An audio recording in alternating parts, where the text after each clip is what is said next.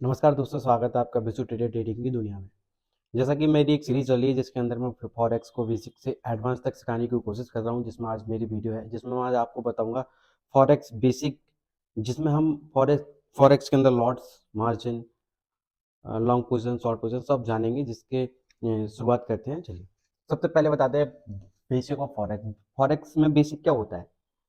Trade का लगाना, orders को जानना और ट्रेड को एग्जीक्यूट करना, साथ साथ में लिक्विडिटी, मार्जिन, ये सब बेसिक में आता है, जिसका मैं एक एक तरीके से, एक एक तौर से लॉट को भी मैं बड़ी आसानी से एक्सप्लेन करूंगा। तो चलिए वीडियो शुरू करते हैं। सबसे पहले अगर हम बात करें तो आती है करेंसी ऑफ पेयर। जो करेंसी ऑफ पेयर क्या होती है? करेंसी पेयर वो होते हैं जैसे कोई दो देश हैं जिनकी जो करेंसी है, उन दो करेंसियों को मिला के एक पेयर बनाया जाता है। जैसे कि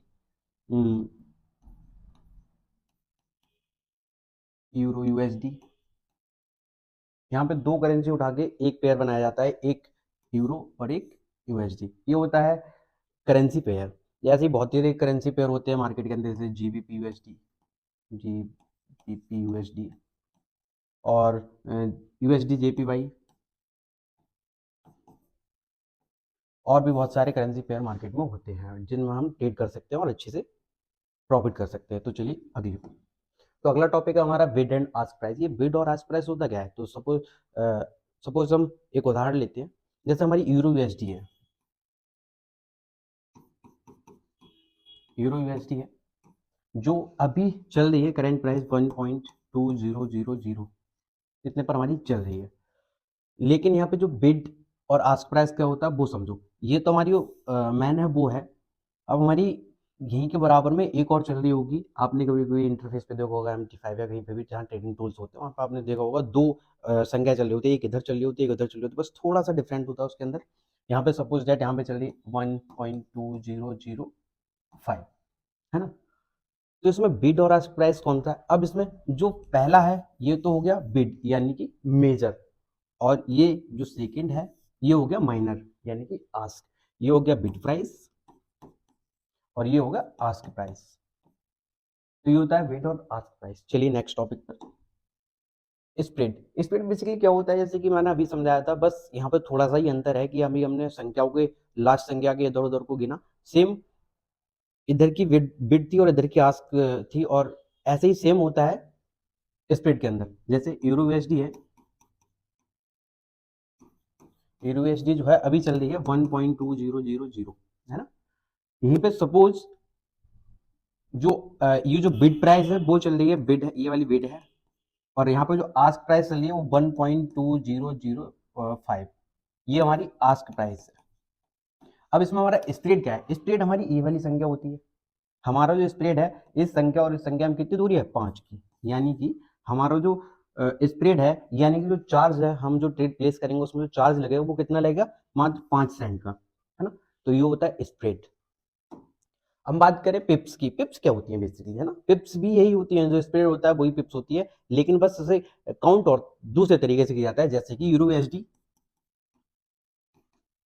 यूरो यूएसडी जो भी करेंटली चल रही है 1.2000, ठीक है?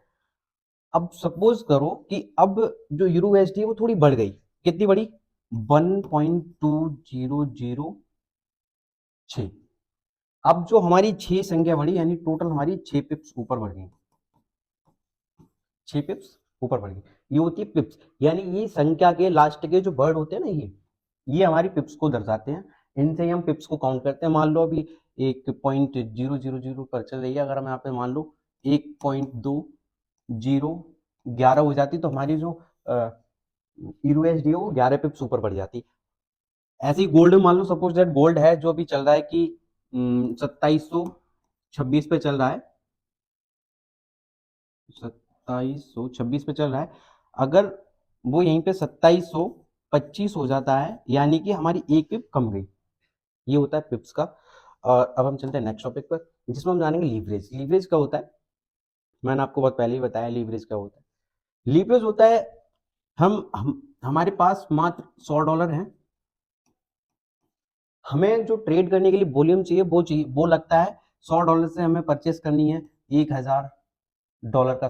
मान लो सपोज करो हमने 100 रुपए से हमें 1000 रुपए की चीज खरीदनी है, लेकिन हमारे पास इतने रुपए है नहीं ना, तो हमारे लिए जो बीच का ब्रोकर होगा वो हमारे लिए लीवरेज देता है। उसका क्या करता है, हमने उसे 100 रुपए दे दिए, उसने हमारे लिए 1000 रुपए की लीवरेज दे दी और हमने किसी भी करेंसी को परचेज कर लिया। तो ये होती है लीवरेज, जो मैंने बहुत ही अच्छे से एक्सप्लेन किया अपनी कुछ पिछली वीडियो में। सबसे ज्यादा मैंने लीवरेज को ही एक्सप्लेन किया है, तो जाओ और देखो। हम बात करते हैं मार्जिन की। मार्जिन बेसिकली क्या होती है, जैसे कि कोई ब्रोकर होता है, जैसे कि हमें कोई एक माल है जो हमें खरीदना है $1000 का, सेम लीवरेज की तरह होता है मार्जिन। लेकिन अब 1000 रुपए तो हमारे पास है नहीं, आई मीन $1000 तो हमारे पास है नहीं, हमारे पास है सिर्फ $10। तो जो हमारा ब्रोकर होगा होगा वो हमसे $10 पूंजी के रूप में रख लेगा अपने पास, और हमें 1000 के बदले 1000 दे के माल हमें खरीदवा देगा। यही सेम लीवरेज और मार्जिन में मुझे लगता नहीं कि ज्यादा डिफरेंट है, वो यही है। ठीक है, अब बात करते हैं लॉट्स। फॉरेक्स ट्रेडिंग के अंदर अगर बेसिक की बात करें तो सबसे बेसिक में सबसे पहले शुरुआत होनी चाहिए तो लॉट्स की होनी चाहिए। लॉट्स जानना हमारे लिए बहुत जरूरी है। क्यों? फॉरेक्स मार्केट के अंदर 3 तरीके की लॉट होती है। एक होती है स्टैंडर्ड लॉट, मिनी लॉट और माइक्रो लॉट। ये 3 लॉट होती हैं, जिसके अंदर सबसे पहले स्टैंडर्ड लॉट मीन्स एक पूरी एक, ठीक है, आई मीन मैं इधर से समझाऊं तो आसानी होगी आपको समझने में। माइक्रोलॉट मीन्स 0.001, ये होगी माइक्रोलॉट। मिनी लॉट 0.01, ये हमारी हो गई mini lot. Standard lot means only 1, ये हो गई हमारी स्टैंडर्ड लॉट, है ना। तो ये हो गई हमारी स्टैंडर्ड, ये हो गई मिनी लॉट और ये होगी माइक्रो लॉट। बस डिफरेंट इतना है कि हमारे पास कम संख्याओं में जीरो जीरो के बाद डेसिमल के बाद 2 जीरो लग के एक आ जाए, तो ये होगी हमारी माइक्रो लॉट, फिर मिनी लॉट और हमारी हो गई एक स्टैंडर्ड लॉट। अगर हम फॉरेक्स ट्रेडिंग में बिगिनर हैं तो हमें लॉट यूज करनी चाहिए सबसे पहले माइक्रो। अगर हम अच्छे से कंसिस्टेंसी दिखा के और हम एक प्रॉफिटेबल खैर ना हो पाए कोई ना, लेकिन अगर हम अपना अकाउंट भी सिस्टम करना सीख गए मार्केट के अंदर, तब हमें आना चाहिए मिनी लॉट एंड गेट। अगर आपके पास फंडेड अकाउंट हो जाए या फिर आप फंडेड अकाउंट को पास कर लें या फिर फंडेड अकाउंट को पास कर लें, तो आप यूज कर सकते हैं स्टैंडर्ड लॉट। बस, तो चलिए नेक्स्ट टॉपिक पर। यहाँ पे है लॉन्ग पोजीशन और शॉर्ट पोजीशन। बेसिकली ये बहुत ही ज्यादा चर्चे में रहती है। लॉन्ग और शॉर्ट पोजीशन क्या होती है? कुछ नहीं होता है। लॉन्ग लॉन्ग मीन्स बाई करना और शॉर्ट सेल करना। लॉन्ग पोजीशन मार्केट में तब बनाते जब हमारा सेटअप बनता है। ऐसे सपोज करो कि जो मार्केट है वो एक अप ट्रेंड में है, ऐसे जा रही है, मान लो रिटर्न होके फिर आई, हमने ट्रेंड लाइन डाल दी। हमें पता है कि जब मार्केट इस ट्रेंड लाइन पर आएगी तो हम यहाँ पे एक लॉन्ग पोजीशन बनाएंगे, यानी कि हम यहाँ से एंटर होंगे। ठीक है, ये हमारी लॉन्ग पोजीशन बनी बाई के लिए। और हम अपना टीपी कहाँ रखेंगे? यहाँ, और एसएल कहाँ रखेंगे? यहाँ। तो ये हमारा एसएल हो गया और ये हमारा टीपी हो गया, यानी कि, और हमने यहां से करा बाई। ठीक है, तो ये हो गई हमारी लॉन्ग एंट्री, लॉन्ग पोजीशन। ये हमारी लॉन्ग पोजीशन हो गई। अब बात करते हैं शॉर्ट पोजीशन की। शॉर्ट पोजीशन बेसिकली क्या होती है? सपोज करो कि मार्केट ने कंसोलिडेट किया और एक सपोर्ट को ब्रेक कर दिया, ब्रेक करने के बाद देन यहाँ पे रिटेस्ट करने मार्केट गई और हमने यहाँ पे एक सेल की एंट्री खोल दी। हमने अपना एसएल यहाँ रख दिया और हमने अपना टीपी यहाँ रख दिया। ये हमारी हो गई शॉर्ट की entry, I mean short selling. Short की पोजीशन हमने ओपन करी और ये होती है हमारी, ये होगी हमारी सेल, यानी कि शॉर्ट शॉर्ट पोजीशन। ठीक है, अब हम बात करते हैं नेक्स्ट टॉपिक पर, जिसमें होता है market orders. Market orders basically क्या होते हैं? ये बहुत ही ज्यादा जरूरी होता है। मार्केट ऑर्डर्स कितने प्रकार के होते हैं? सिर्फ बाई सेल करना ही फॉरेक्स मार्केट के अंदर कोई एक ऑर्डर लगाना नहीं होता। बाई सेल करना ही सिर्फ मार्केट के अंदर ऑर्डर लगाना नहीं होता। दोबारा रिपीट करूं, बाई सेल करना ही सिर्फ मार्केट के अंदर ऑर्डर लगाना नहीं होता। मार्केट के अंदर और भी ऑर्डर होते हैं। जैसे सबसे पहले अगर मैं बात करूं, सबसे पहले बाई बाई ऑर्डर। दूसरे नंबर पर आता है सेल। ये तो होगा दो, बाई करना सेल करना, दो प्रकार के ऑर्डर हो गए। तीसरे नंबर पर जो ऑर्डर आता है वो हमारा, वो आता है बाई स्टॉप और एक हमारा चौथे नंबर पर आता है सेल स्टॉप। अभी बेसिकली होते क्या है अब वो भी जान लेते हैं, है ना। तो ये होते ये है, जैसे मार्केट ने कंसोलिडेट किया, मार्केट ने ब्रेक डाउन किया, जो हमारी सपोर्ट है उसे ब्रेक किया। अब हमारे पास इतना समय नहीं है या फिर हम किसी कारणवश मार्केट को नहीं देख सकते लगातार, जिसमें हमें मार्केट यहाँ रीटेस्ट करने आए और हम यहाँ से सेल करें, हमारे पास शायद इतना वक्त नहीं है और ना हमें मार्केट को नहीं देख सकते हैं ना। तो वहां पे एक फॉर्मूला लगता है सेल सेल लिमिट का। जैसे वहां पे एक हमारा फॉर्मूला लगता है सेल लिमिट।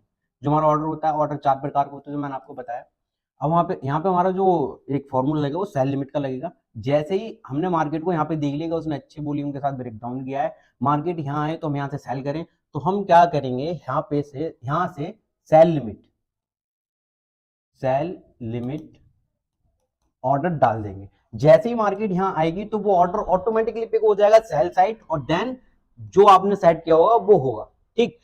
अब ऐसे ही हम बात करते हैं बाई लिमिट की। बाई लिमिट क्या होता है? बाई लिमिट होता है जैसे मान लो मार्केट एक ट्रेंड लाइन पर है, हमारी जो ट्रेंड लाइन है वो ये जा रही है, मार्केट यहाँ से आएगी तो हमें यहाँ से बाई करना है, लेकिन हम किसी कारणवश हम बिजी हो गए या अपनी जॉब पे चले गए, कहीं पर भी मान लो मार्केट को बाच नहीं कर सकते, तो उसके चलते अगर यहाँ पे जो मार्केट आए हम एंट्री को ना करें, इसलिए हम यहाँ पे डालेंगे बाई लिमिट।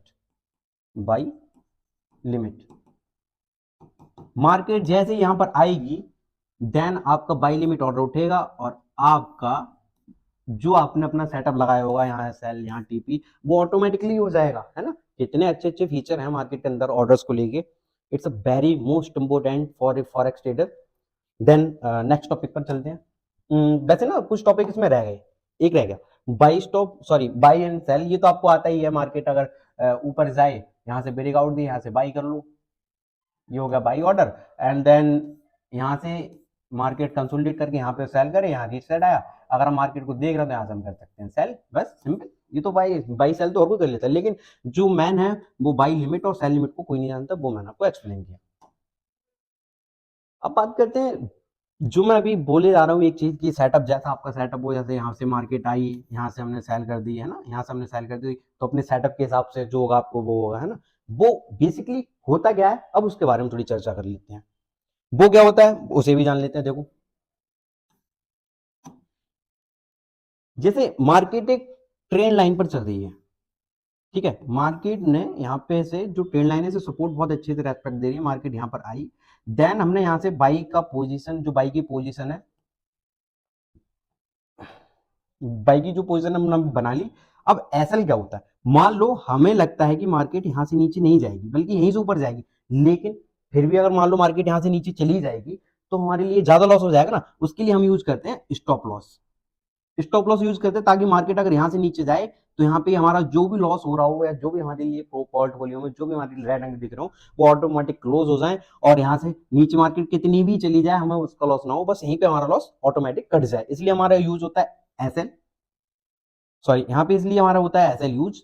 तो ये हो गया एसएल। अब हम बात करते हैं take profit. Take profit basically क्या होता है, जैसे मान लो अगर यहीं से हमने बाई किया और बाई में जाने भी लग गई, है ना, और हम मार्केट को नहीं देख पाए, हमने यहाँ क्या किया, हमने यहाँ पे डाल दिया टेक प्रॉफिट। मार्केट जैसे ही आपके टेक प्रॉफिट को टच करेगी वैसे ही आपकी पोजीशन जितनी भी प्रॉफिट होगी ऑटोमेटिक कट जाएगी, तो वो होता है टेक प्रॉफिट। जिसमें अगर मान लो हमने टेक प्रॉफिट नहीं लगाया तो मार्केट ऊपर गई, मार्केट कब नीचे आ गया आपका एसएल खा जाए कोई पता नहीं, लेकिन उससे अच्छा है कि हम यहाँ पे टेक प्रॉफिट लगा दें, टीपी, टेक प्रॉफिट लगा दे। जैसे मार्केट से टच करे आपके सेट के अनुसार, वो यहीं पे टैप होते ही जितना भी आपका प्रॉफिट जो चल रहा है ऑटोमेटिकली क्लोज हो जाए, है ना।